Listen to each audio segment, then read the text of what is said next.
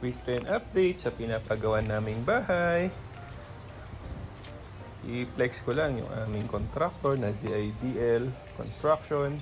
And pwede silang kontakin dyan sa number na yan.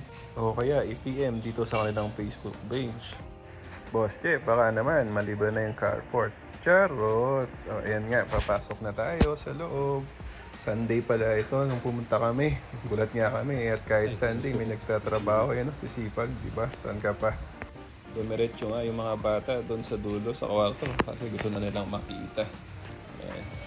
Sa dulo pala yung magiging kwarto na ni Ate Yan. Ayan nga, diba? Saktong-sakto lang yung sukat para kay Ate Yan. Tapos dito naman sa kabila, ang aming master bedroom. Ayan. Dito kami gagawa ng baby number 4.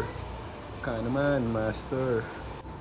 Tapos dito ang CR at ang walk-in closet ni Madam.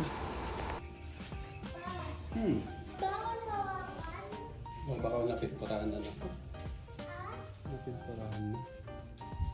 Hindi bawal hawakan yan, oh. Bakong kuryente ka.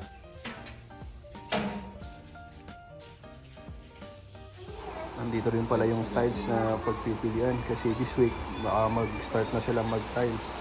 Diba? Bilis. Saan ka pa? Ano ate? Okay? Yes! Hi guys! Ako yung plane. Wala na. Wala na yung airplane. Ano ba naman yun? Saka yung isa ko, Hi guys! Welcome to Isang TV. Like, comment, share, and subscribe. And hit the notification bell para updated kayo sa Isang Vlogs. Doon na kayo.